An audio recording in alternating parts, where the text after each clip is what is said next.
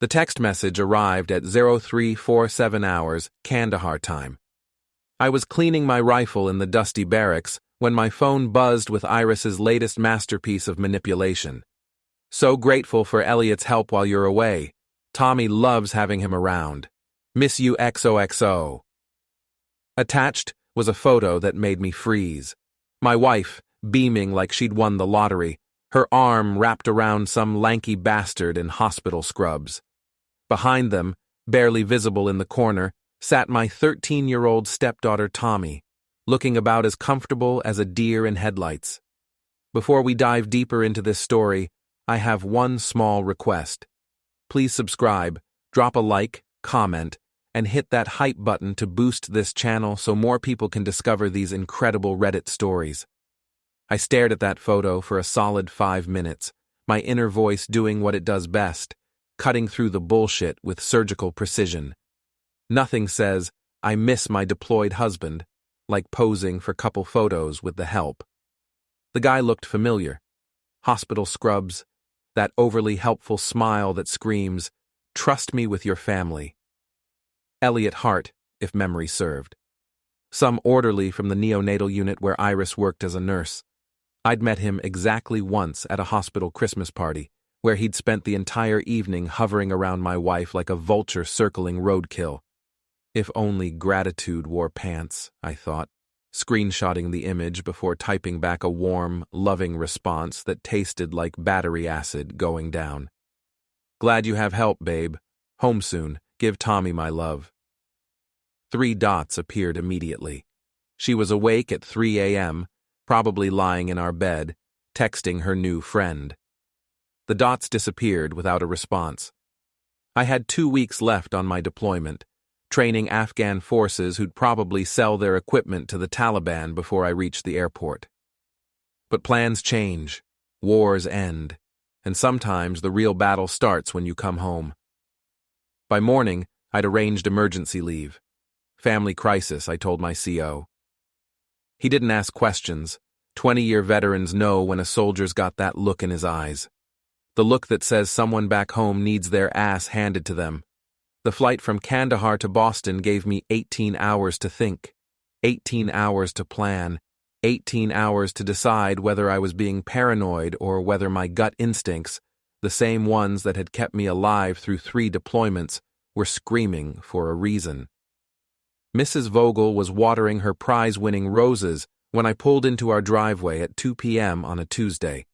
Our elderly neighbor had been the unofficial neighborhood watch commander since the Carter administration, and her intelligence network would make the CIA jealous. "Noam," she called out, her weathered face lighting up with genuine surprise. "Iris said you weren't due back for 2 weeks." "Surprise leave," I said, grabbing my duffel bag. "Thought I'd surprise her." Mrs. Vogel's expression shifted slightly, the way it does when someone's about to deliver news you don't want to hear. "Well, she's at work. But that Tommy's been looking peaked lately, quiet as a church mouse." Something cold settled in my stomach. Tommy was many things, shy, bookish, prone to anxiety, but she was never quiet around me. I was the one person she actually talked to. "Everything okay around here?" I asked casually, though every instinct I'd developed in 2 decades of military service was suddenly on high alert. Mrs. Vogel glanced around like she was checking for snipers, then leaned over the fence.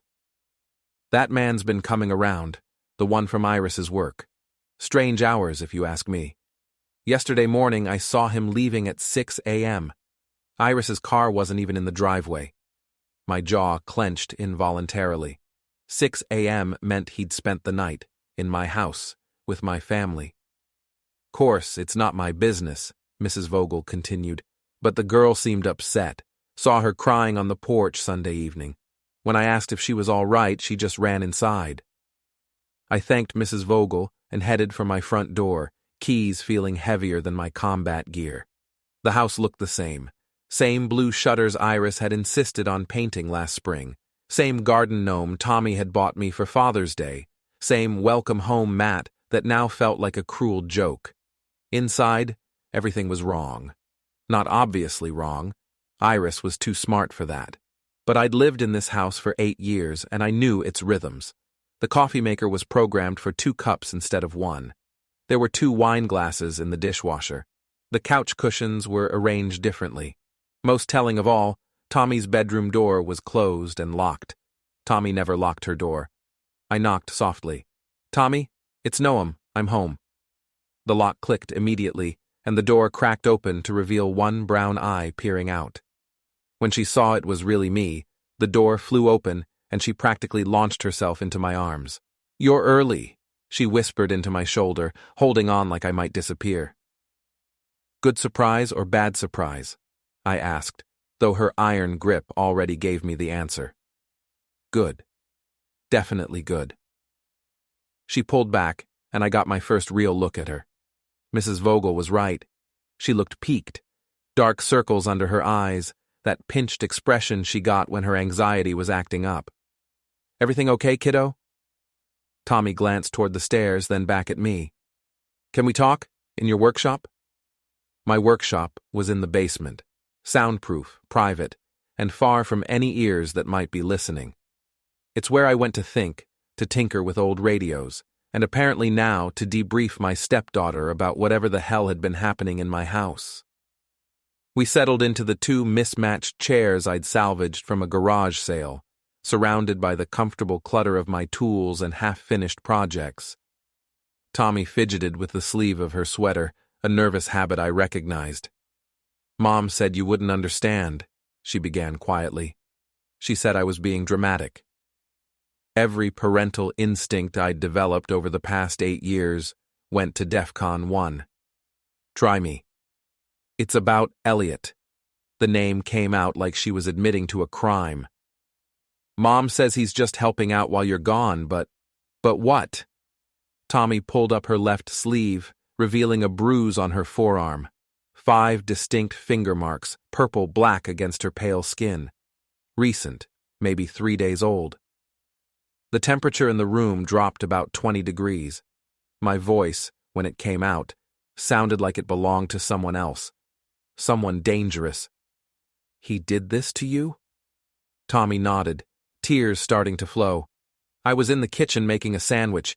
He said I was making too much noise, that I was being disrespectful. When I tried to walk away, he grabbed me. Hard." My hands were shaking, actually shaking. In 20 years of military service, through firefights and IED attacks, and every flavor of hell the Army could dish out, I'd never felt rage like this. Pure, white-hot fury that made my vision blur around the edges.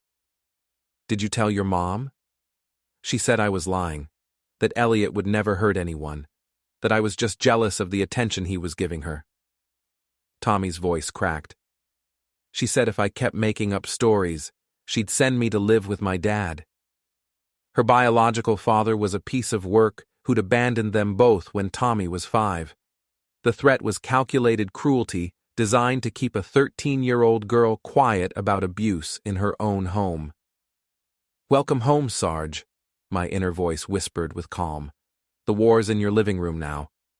I pulled Tommy into another hug, my mind already shifting into tactical mode.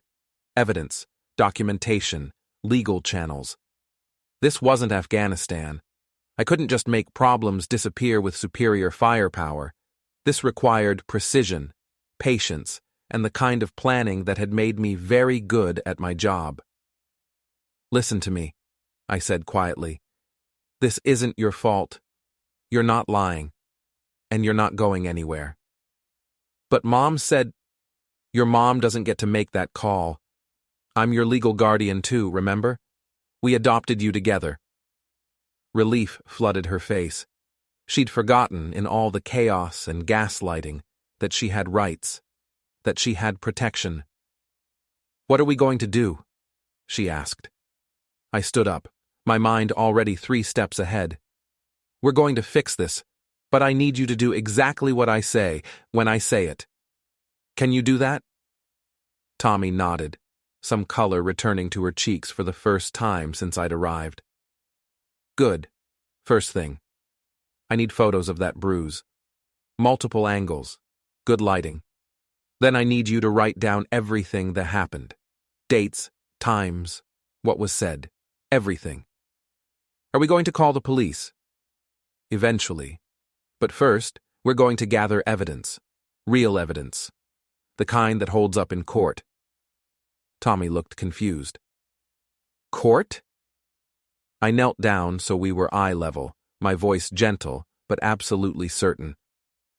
Kiddo, by the time I'm done with Eliot Hart and your mother, they're going to wish they'd never heard our name. The next morning, I drove Tommy to school like nothing had changed. We'd spent the evening documenting everything. Photos of her bruise from multiple angles, a detailed written statement, a timeline of Eliot's visits.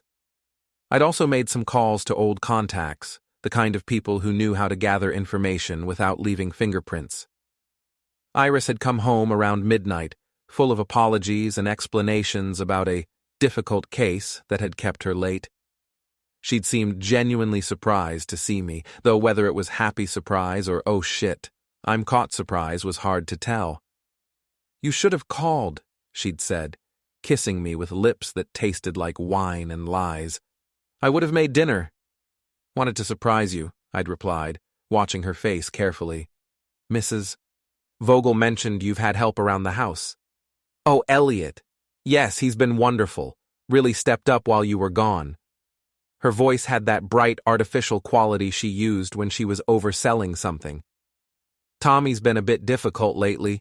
Teenage stuff, you know, but Eliot's great with kids. Great with kids. The phrase made my skin crawl. Now, sitting in my truck outside Mercy General Hospital where Iris worked, I was putting together a more complete picture of Eliot Hart. My first stop had been the hospital's Human Resources Department, where I'd had a very interesting conversation with the security chief. Frank Kowalski was a former Boston cop who'd taken the hospital job after a knee injury ended his patrol days. He was also a veteran who recognized another veteran when he saw one, and he had very little patience for bullshit. Hart? Frank had said when I mentioned the name. Yeah, I know him. Orderly in the NICU. Why? I'd given him the abbreviated version. Concerned stepfather, some behavioral issues, just wanted to know if there had been any problems at work. Frank's expression had darkened considerably. Funny you should ask. We had an incident about 6 months ago. Hart got into it with a teenage volunteer. Kid was maybe 15, helping out in pediatrics. Witness said Hart grabbed the boy's arm, left marks. Kid's parents wanted to press charges. My pressure spiked. What happened? Hospital administration handled it internally. Hart got a written warning, mandatory anger management classes. The family was encouraged to let it slide. You know how it is. Bad publicity, potential lawsuits. I knew exactly how it was. Institutional cover-up, protect the organization at all costs. Is there a record of the incident? Frank had studied me for a long moment. Cop instincts clearly pinging. There might be. Hypothetically speaking, if someone had a legitimate concern about Hart's behavior around minors, those records might become relevant to an investigation. Hypothetically. Hypothetically. Frank had slid a business card across his desk. My cell number's on the back, in case you need to discuss any hypothetical situations. Now I was parked across the street from the hospital, watching the staff entrance and waiting for my next target. Carla Hendricks emerged right on schedule, 2:30 p.m. end of her shift, already digging in her purse for cigarettes. Carla was Iris's closest work friend and the hospital's unofficial gossip central command. If there was dirt to be found on anyone, Carla would know about it. She was also a smoker, which meant she spent significant time in the designated smoking area behind the hospital, where conversations happened that would never make it into official reports. I intercepted her halfway to her car, putting on my best concerned husband smile. Carla, hey, it's Noam, Iris's husband. She looked genuinely surprised to see me. Noam! I thought you were deployed. Got back yesterday. Surprise leave. I gestured toward the hospital. Thought I'd pick up Iris, but her shift doesn't end for another hour. Mind if I ask you something? Carla lit her cigarette, curiosity clearly piqued. Sure, honey. What's up? It's about Eliot Hart. Iris mentioned he's been helping out at the house while I was gone. I wanted to thank him, but I realized I don't know much about the guy. Something shifted in Carla's expression, a subtle tightening around her eyes. Eliot, yeah, he's helpful. The way she said helpful told me everything I needed to know. Problems with him? Carla glanced around, making sure we were alone. Look, I probably shouldn't say anything, but since you're asking, Eliot's got a thing for your wife. Has for months. Always volunteering to help her with difficult cases, bringing her coffee, staying late when she's on shift. Iris mentioned he's good with kids. Carla's laugh was bitter. Good with kids?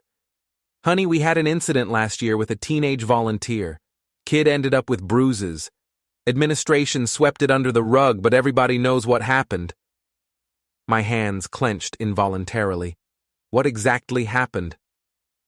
Kid was maybe 15, helping out in pediatrics. Sweet boy, really quiet. One day he comes in crying, says Eliot grabbed him, called him disrespectful, had finger marks on his arm. Parents wanted to press charges, but the hospital convinced them not to. The pattern was becoming clear. Eliot Hart had a history of inappropriate behavior with minors. The hospital knew about it, and my wife had brought him into our home with my 13-year-old stepdaughter. Has he ever mentioned my family, my stepdaughter? Carla's expression grew troubled. Actually, yeah. He talks about Tommy sometimes. Says she's difficult, needs structure. Always struck me as weird. Why would an orderly have opinions about some kid he barely knows? Because he was grooming her, I realized. Testing boundaries, establishing control, isolating her from support systems.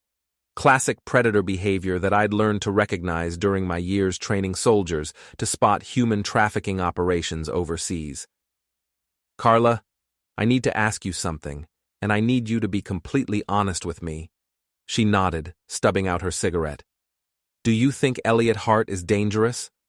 Carla was quiet for a long moment, weighing her words carefully. I think Eliot Hart is the kind of man who shouldn't be around children, and I think your wife either doesn't see it or doesn't want to see it. I thanked Carla and headed back to my truck, mind racing. I had testimony from a hospital security chief about a previous incident involving a minor. I had concerns from a coworker about inappropriate behavior. I had photographic evidence of abuse and a written statement from the victim. What I needed now was to catch Eliot Hart in the act. My phone buzzed with a text from Iris. Working late tonight? Don't wait up. Love you. Working late? Right. I'd bet money that Eliot Hart was also working late tonight. I drove home, picked up Tommy from school, and settled in to wait. Mrs. Vogel was in her garden again. The woman had radar for neighborhood drama that would make the NSA jealous. Expecting company tonight? She called over the fence. Why do you ask? That man's car drove by twice in the last hour, slow-like, checking to see if you were home. I felt a cold smile spread across my face. Eliot was conducting reconnaissance, trying to figure out if the coast was clear for another visit. He was about to learn that some houses are better left alone. Mrs. Vogel, would you mind doing me a favor? Course, dear. What do you need? If you see that man's car again, would you give me a call? I'd like to have a conversation with him. Mrs. Vogel's eyes lit up with the gleam of someone who'd been waiting 73 years for this level of neighborhood excitement. I'll keep watch. Tommy and I spent the evening in my workshop, ostensibly working on a radio repair project, but really waiting for my phone to ring. At 9:47 p.m., it did. He's here, Mrs. Vogel whispered, like she was calling in an airstrike. Parked 2 houses down, walking up your driveway. Thanks. Stay inside. I looked at Tommy, who was staring at me with wide eyes. Remember what we talked about? She nodded. We'd rehearsed this scenario. Tommy would stay in the workshop with the door locked. I would handle Eliot Hart. The doorbell rang at 9:52 p.m. I opened the door to find Eliot Hart standing on my porch, trying to look casual and failing miserably. He was taller than I'd remembered, maybe 6'2", but soft around the middle, with the pale complexion of someone who spent too much time indoors. His smile was all teeth and no warmth. "Noam, hey, I didn't know you were back." "Surprise leave," I said, not moving from the doorway. "What can I do for you, Eliot?" "Oh, I was just stopping by to check on Tommy. Iris mentioned she was having some trouble adjusting while you were gone. Thought I'd see how she's doing." Checking on Tommy at 10 p.m. The audacity was breathtaking. "That's thoughtful of you, but Tommy's fine. She's asleep." Eliot's smile faltered slightly. "Maybe I could just peek in, say hello? I've been helping Iris with her, and I'd hate for her to think I'd forgotten about her." Every word out of his mouth was a red flag. No normal adult male asks to peek in on a sleeping 13-year-old girl. No legitimate family friend shows up at 10 p.m. for a welfare check. "I don't think that's appropriate," I said, my voice dropping to the tone I'd used with uncooperative detainees. "Tommy's sleeping, and frankly, I'm not comfortable with you being in my house when I'm not here." Eliot's mask slipped completely. "Look, I don't know what Tommy might have told you, but she's been acting out lately, making up stories, being disrespectful. Iris asked me to help provide some structure." Structure. I stepped closer, close enough that Eliot had to look up to meet my eyes. "What kind of structure involves grabbing a 13-year-old hard enough to leave bruises?" The color drained from Eliot's face. "I don't know what you're talking about." "Sure you do. Same way you knew what you were talking about when you grabbed that 15-year-old volunteer at the hospital. What is it with you and kids, Eliot?" Eliot took a step back, his composure completely shattered. "You don't understand the situation. Tommy's been lying, trying to cause problems between me and Iris. She's jealous of our relationship." Our relationship. There it was. Confirmation that whatever was happening between Eliot and my wife went beyond helping out. "Here's what I understand," I said, stepping onto the porch and forcing Eliot to retreat further.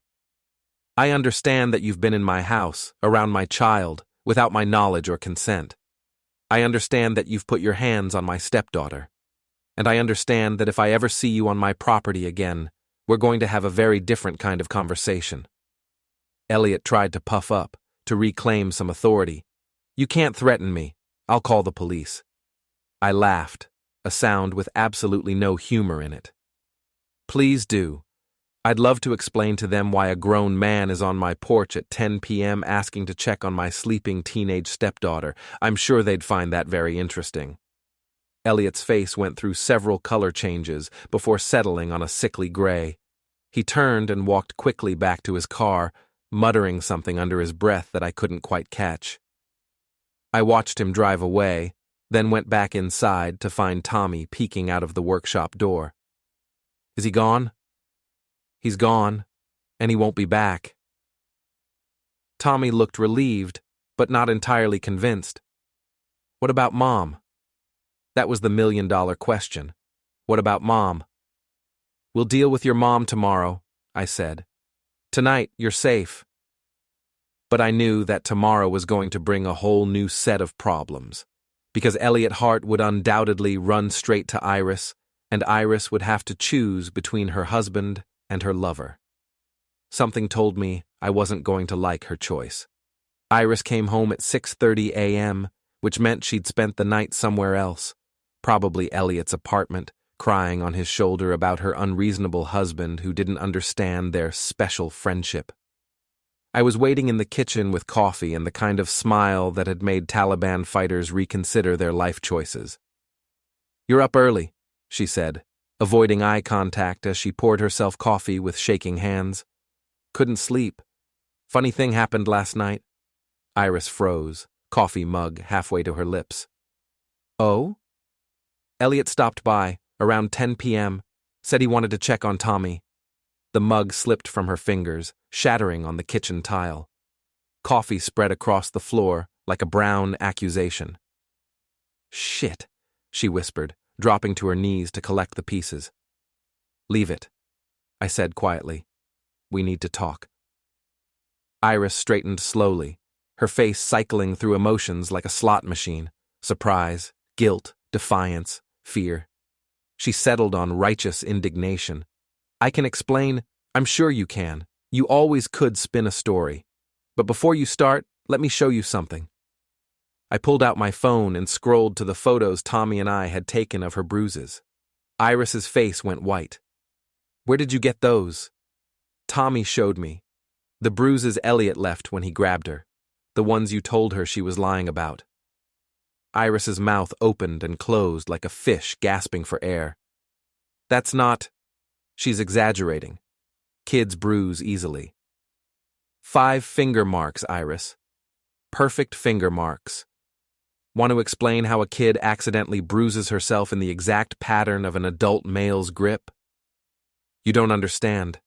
Tommy's been acting out, being disrespectful. Eliot was just trying to help. Help! I stood up, my voice dropping to the dangerous register that made smart people back away. The same way he helped that 15-year-old volunteer at the hospital? The one who ended up with bruises and a written incident report? Iris staggered backward, like I'd slapped her. How do you know about that? I know a lot of things, Iris. I know Eliot has a history of inappropriate behavior with minors. I know the hospital covered it up to avoid bad publicity. I know you brought a documented child abuser into our home and left him alone with our daughter. He's not a child abuser! The words came out as a shriek. He's a good man who cares about our family. Our family? I laughed, a sound like breaking glass. When did Eliot Hart become part of our family? Iris's face crumpled, and for a moment I saw the woman I'd married 8 years ago. Young, vulnerable, desperate for someone to take care of her. Then her expression hardened into something I didn't recognize. You don't understand what it's been like. You're gone for months at a time, leaving me to handle everything alone. Tommy's been impossible, moody, disrespectful, lying about everything. Eliot stepped up when you couldn't be bothered. Couldn't be bothered? My voice was quiet now. I was deployed, Iris, serving my country, something I thought you understood when you married me. I understood that I'd have a husband, not a ghost who sends postcards from war zones. We stared at each other across the kitchen, 8 years of marriage dissolving in the morning light. I could see it in her eyes. She'd already made her choice. Eliot Hart, with his helpful smile and wandering hands, had offered her something I couldn't. Constant attention, validation, someone who would always be there. The fact that he was also a predator who'd abused our daughter was apparently a price she was willing to pay. Pack your things, I said quietly. What? Pack your things and get out. Today. Iris's face went through another rapid color change. You can't throw me out of my own house. Watch me. I have photographic evidence of child abuse, witness testimony about Eliot's history, and a stepdaughter who's prepared to testify that you knew about the abuse and chose to cover it up. She's lying. No, Iris. You're lying. To me, to yourself, to Tommy, but mostly you're lying to yourself if you think I'm going to let this continue. Iris tried a different approach, her voice turning pleading. Noam, please, we can work this out. I'll talk to Eliot, set some boundaries. The only boundary I'm interested in is the one that keeps both of you away from Tommy. She's my daughter. Biologically, yes. But you stopped being her mother the moment you chose your boyfriend over her safety. Iris stared at me for a long moment, and I could see her calculating, weighing her options, trying to figure out if she could win this fight. What she saw in my face apparently convinced her otherwise. Fine, she said, her voice turning bitter, but I want half of everything, the house, the savings, the retirement accounts, and I want visitation with Tommy. I pulled out my phone and showed her another photo, a screenshot of her text from Kandahar, the one with her and Eliot looking like a happy couple. You want to go to court, Iris? Let's go to court. Let's have a judge look at the evidence of child abuse, adultery, and neglect. Let's see how that works out for you. Her face went ashen. In Massachusetts, adultery was still grounds for divorce, and child abuse allegations would destroy any chance she had of getting custody or favorable financial terms. "You bastard," she whispered. "Maybe, but I'm a bastard who protects his family. Something you might want to remember in the future." Iris turned and walked upstairs without another word. I heard drawers slamming, closet doors banging, the sounds of a life being hastily packed into suitcases. Tommy appeared in the kitchen doorway, still in her pajamas, eyes wide with fear and hope. "Is she leaving?" "She's leaving." "For good?" I knelt down and pulled her into a hug. "For good. It's just going to be you and me for a while. Is that okay?" Tommy nodded against my shoulder, and I felt some of the tension leave her body for the first time since I'd come home. Iris came downstairs an hour later with 3 suitcases and a face like a thundercloud. She stopped in the kitchen doorway, looking at Tommy and me sitting at the table sharing breakfast. "This isn't over," she said. "Yes, it is," I replied, without looking up from my coffee. "But if you want to make it messier, that's your choice." She slammed the door hard enough to rattle the windows. Through the kitchen window, I watched her load her car and drive away, probably heading straight to Eliot's apartment to plan their next move. "What happens now?" Tommy asked quietly. "Now we start over. Just the 2 of us." "What if she comes back?" I looked at my stepdaughter, this brave, smart girl who'd survived months of abuse and gaslighting, who'd had the courage to tell the truth even when her own mother called her a liar. "She won't," I said with absolute certainty. "And if she tries, she'll discover that some mistakes can't be fixed." Tommy smiled for the first time since I'd been home. It was a small smile, tentative and fragile, but it was real. Outside, Mrs. Vogel was watering her roses again, though I suspected she was really conducting surveillance on the neighborhood drama. She caught my eye through the window and gave me a thumbs up. Round 1 to the good guys, I thought. But I knew this was far from over. Iris and Eliot would regroup, probably try to spin this as an overreaction by a controlling husband. They'd paint themselves as the victims, claim I was unstable, maybe even try to get authorities involved. They had no idea what they were up against. 20 years in the army had taught me patience, planning, and the art of total warfare. And when it came to protecting Tommy, I was prepared to use every skill I'd ever learned. Let them come. I'd be ready. 3 days later, Iris made her first move. I was dropping Tommy off at school when my phone rang with a number I didn't recognize. "Mr. Adler, this is Janet Morrison from Child Protective Services. We've received a complaint regarding your stepdaughter's welfare. I'd like to schedule a home visit." "What kind of complaint?" "I can't discuss specifics over the phone, but the allegation involves potential emotional abuse and an unsafe living environment. Would this afternoon work for you?" I glanced at Tommy, who was gathering her backpack, oblivious to the fact that her world was about to be turned upside down again. "This afternoon is fine. What time?" 2 p.m. And Mr. Adler? Please make sure Tommy is present for the interview." The line went silent. I sat in my truck for a full minute, rage building like pressure in a boiler. Iris had called CPS, probably claimed I was unstable, potentially dangerous. It was a smart move, put me on the defensive, forced me to prove I wasn't a threat, while she positioned herself as the concerned mother trying to protect her child. 2 can play that game, I thought grimly. My first call was to Frank Kowalski at the hospital. "Frank, it's Noam Adler. Remember that hypothetical situation we discussed? It just became very real. What do you need?" "Everything you have on Eliot Hart, official records, incident reports, witness statements. CPS is coming to my house this afternoon, and I have a feeling someone's been telling them stories." "Jesus. Yeah, I can pull his file. How soon do you need it?" "An hour ago. Give me 30 minutes. My second call was to Mike Dugan, my old army buddy who now ran a private security firm in Boston. Mike had connections throughout law enforcement and a talent for finding information that wasn't supposed to be found. Noam, heard you were back stateside. How's civilian life treating you? Like a kick in the teeth. Mike, I need a favor. Big one. Name it. I gave him the abbreviated version. Cheating wife, abusive boyfriend, CPS investigation. Mike listened without interruption, his cop instincts clearly engaged. Sounds like someone's trying to flip the script on you, make you the bad guy while they play victim. That's exactly what's happening.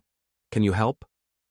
I'll make some calls, see what I can find out about this Eliot Hart character, maybe get some background on whoever filed the CPS complaint.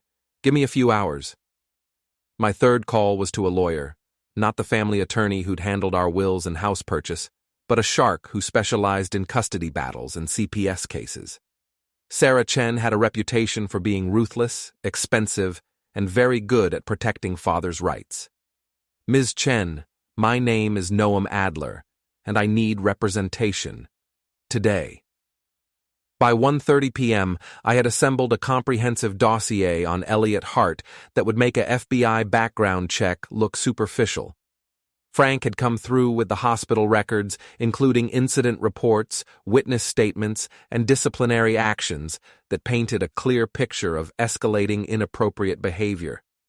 Mike had dug up Hart's employment history, which included 2 previous jobs he'd left under mysterious circumstances, both involving personality conflicts with supervisors. Most damning of all, Sarah Chen had obtained Hart's sealed juvenile record through channels I didn't ask about. Apparently, our helpful hospital orderly had been arrested at 17 for inappropriate contact with a 12-year-old neighbor. Charges were dropped when the family moved out of state, but the pattern was unmistakable. Janet Morrison arrived precisely at 2 p.m., a thin woman in her 40s with the kind of tired eyes that came from seeing too much human misery. She was accompanied by a younger man who introduced himself as a caseworker in training. Mr. Adler, thank you for making time for us. Is Tommy available? She's upstairs doing homework. Before we bring her down, can you tell me what allegations have been made? Morrison consulted her notes. The complaint alleges that you've created a hostile environment for Tommy, that you've isolated her from her mother, and that you may be emotionally abusive. There are also concerns about your mental state following your military deployment. Every word was straight from Iris's playbook. Paint me as an unstable veteran, claim I was controlling and abusive, position herself as the concerned mother fighting for her child's welfare. I see. And who filed this complaint? I can't reveal that information, but I can tell you it came from someone with direct knowledge of the family situation. I handed Morrison a manila folder thick with documents. Before we go any further, I think you should see these. Morrison opened the folder and began reading. I watched her expression change as she processed the hospital incident reports, the photographs of Tommy's bruises, the witness statements from hospital staff.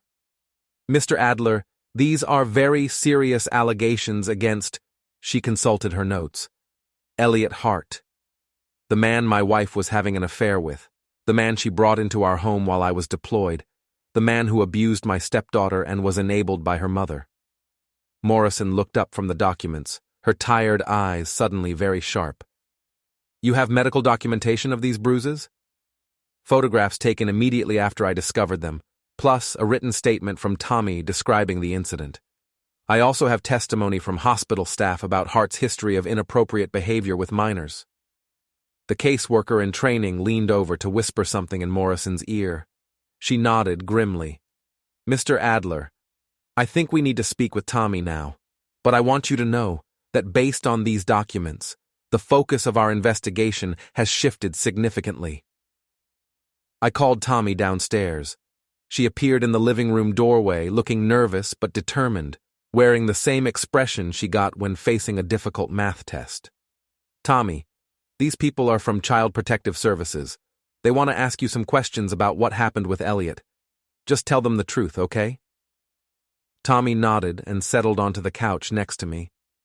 Morrison's questioning was gentle but thorough, covering everything from the initial incident with Eliot to Iris's response when Tommy reported the abuse. "And how do you feel about living with your stepfather?" Morrison asked.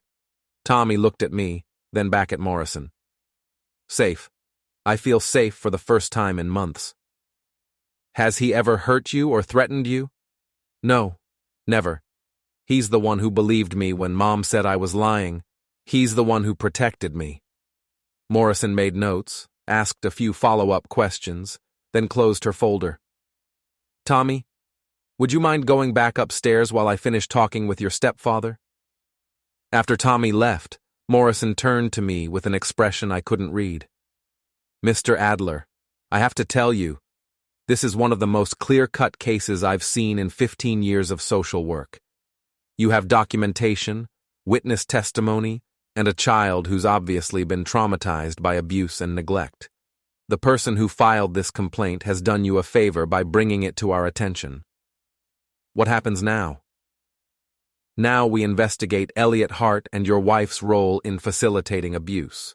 We'll also be recommending that Tommy remain in your custody while we sort this out." After Morrison and her trainee left, I found Tommy in her room, staring out the window. "How'd I do?" she asked. "You did great, kiddo. You told the truth, and that's all anyone can ask. Are they going to make me go back to Mom?" I sat on the edge of her bed, choosing my words carefully. "Tommy, your mom made some very bad choices. She chose to protect someone who hurt you instead of protecting you. That has consequences. So I get to stay with you? You get to stay with me." Tommy smiled, the first real unguarded smile I'd seen from her since coming home. "Good. I like it better this way." My phone buzzed with a text from an unknown number.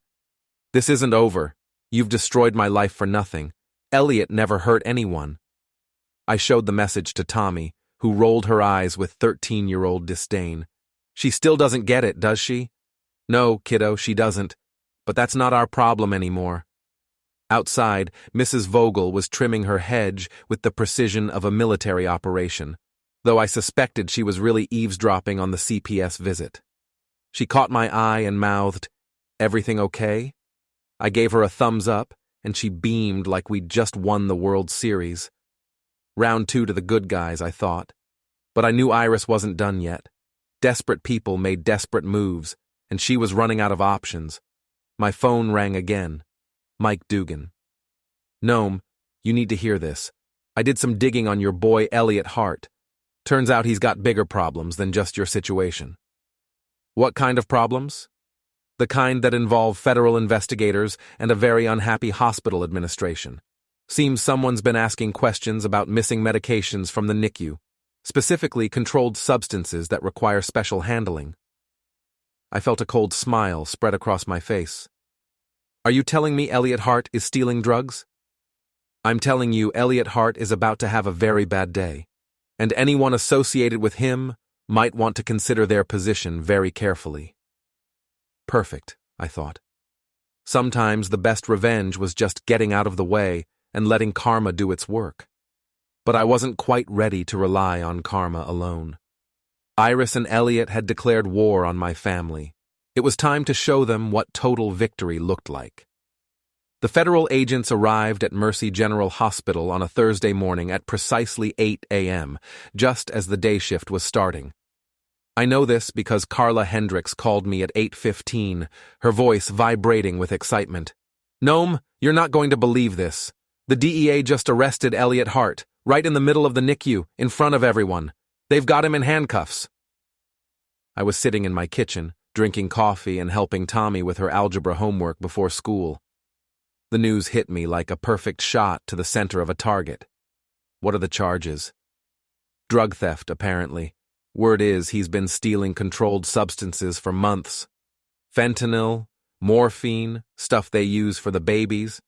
They found a whole stash in his apartment. Tommy looked up from her math problems, eyes wide. I gave her a reassuring smile and stepped into the next room. "What about Iris?" Carla's voice dropped to a whisper. "They questioned her for 3 hours. She's not under arrest, but word is she's been suspended pending investigation. Apparently, some of the thefts happened during her shifts, and they want to know if she was involved. I felt a cold satisfaction settle in my chest. Not because I thought Iris was stealing drugs, she wasn't that stupid, but because her association with Eliot Hart was finally costing her everything she'd thrown away our marriage to protect. Carla, I need to ask you something, and I need you to be completely honest. Shoot. Did you ever suspect Eliot was stealing drugs? There was a long pause. Looking back? Maybe. He was always volunteering for extra shifts, always hanging around the medication storage areas, and he had money problems. His car got repossessed last month, but suddenly he's driving a new one. After I hung up, I found Tommy staring at me with a mixture of curiosity and concern. Is Mom in trouble? Your mom made some bad choices, and now she's dealing with the consequences, but this isn't about you, and it's not your fault. I know. Tommy went back to her homework, but I could see the wheels turning in her head. She was smart enough to understand that her mother's world was collapsing, and mature enough to know that it didn't necessarily make her life more complicated. My phone rang again. Sarah Chen, my lawyer. Noam, I just heard about the arrests at the hospital. This changes everything. How so? Your wife's association with a federal drug suspect is going to destroy any credibility she might have had in a custody battle. Combined with the child abuse evidence we already have, she's got zero chance of getting favorable terms in a divorce. What do you recommend? Strike while the iron's hot. File for divorce today, seek full custody of Tommy, and ask for a restraining order based on the abuse allegations. With Hart in federal custody and your wife under investigation, we can essentially dictate terms. By noon, Iris had been served with divorce papers at the hospital, in full view of her colleagues. The restraining order prohibited her from contacting Tommy or coming within 500 feet of our house. The custody petition cited child abuse, neglect, and endangering the welfare of a minor. Sarah Chen was right. We were dictating terms now. Iris's response came at 2:30 p.m., in the form of a phone call that went straight to voicemail, since she was now prohibited from contacting me directly. You bastard! Her voice was shaking with rage and what sounded like tears. You've destroyed everything. My job, my reputation, my relationship with my daughter, all because you couldn't handle the fact that I found someone who actually cared about me. I saved the voicemail, violation of a restraining order, captured on audio. Eliot never hurt Tommy. She made that up because she was jealous, and now he's in jail because of your lies, and I'm suspended, and everyone thinks I'm some kind of criminal. The delusion was complete. Even with federal agents arresting her boyfriend for drug theft, even with photographic evidence of abuse, even with witness testimony from multiple sources, Iris still couldn't accept reality. This isn't over, the message concluded. I'll fight this. I'll prove you're lying. I'll get my daughter back. I played the message for Sarah Chen, who laughed grimly. She just handed us everything we need. Violation of the restraining order, continued denial of documented abuse, threats of further legal action. I'll have this filed with the court by end of business today. That evening, Tommy and I were sitting on the porch watching Mrs. Vogel conduct her evening garden inspection when a car pulled up to the curb. Not Iris's car, a beat-up sedan I didn't recognize. Iris got out of the passenger side, looking like she hadn't slept in days. Her hair was unwashed, her clothes wrinkled, her face puffy from crying.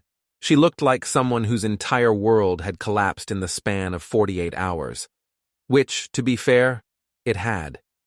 She started walking toward the house, then stopped when she saw me stand up. The restraining order meant she couldn't come within 500 feet, and she was already pushing that limit. I want to see my daughter, she called out. You can't be here, Iris, you know that. She's my daughter. Tommy appeared in the doorway behind me, drawn by the sound of her mother's voice. She looked at Iris for a long moment, then stepped closer to me. I don't want to see her, Tommy said quietly, but loud enough for Iris to hear. The words hit Iris like a physical blow. She staggered backward, her face crumpling. Tommy, please. I love you. I was trying to protect you. You called me a liar, Tommy replied, her voice steady and clear. When he hurt me, you said I made it up. You chose him over me. I made a mistake. People make mistakes. Please, baby, give me another chance. Tommy looked up at me, then back at her mother. Some mistakes are too big to fix. Iris fell to her knees on the sidewalk, sobbing. The driver of the car, a woman I didn't recognize, got out and tried to help her up. Come on, honey. This isn't helping anything. My daughter hates me, Iris wailed. My own daughter hates me. She doesn't hate you, I called out, feeling a moment of unexpected pity for the woman I'd once loved. But she doesn't trust you. And trust, once broken, is very hard to repair. The other woman managed to get Iris back into the car. As they drove away, I heard Iris screaming through the open window, "This isn't over! I'll get her back! I'll prove you're all lying!" Tommy and I stood on the porch in silence for a few minutes, watching the taillights disappear around the corner. Do you think she'll keep trying? Tommy asked. For a while, but eventually she'll realize it's over. Do you think she really believes Eliot never hurt me? I considered the question carefully. I think your mom tells herself whatever she needs to believe to avoid facing the truth about her choices. Tommy nodded like that made perfect sense. At 13, she already understood something about human nature that her mother might never grasp. Mrs. Vogel appeared at the fence, having clearly witnessed the entire scene. Everything all right over there? Everything's fine, Mrs. Vogel. Just some loose ends getting tied up. Good. That woman needed to learn some consequences for her actions, and that poor child's been through enough. That night, as I was tucking Tommy into bed, she asked me one more question. What happens now? Now we move forward, just the two of us. We build a life that's safe and stable and honest. Will you stay, even when I'm not a kid anymore? The question broke my heart a little. This brave, smart girl had been abandoned by one parent and was terrified it would happen again. Tommy, you're stuck with me until you're old enough to move out and start your own life. And even then, I'll still be here if you need me. She smiled and closed her eyes, finally looking peaceful for the first time since this whole nightmare began. 3 weeks later, Eliot Hart pled guilty to federal drug trafficking charges and was sentenced to 5 years in federal prison. Iris was cleared of criminal charges but fired from the hospital for conduct unbecoming and failure to report suspicious behavior. The divorce was finalized without a court appearance.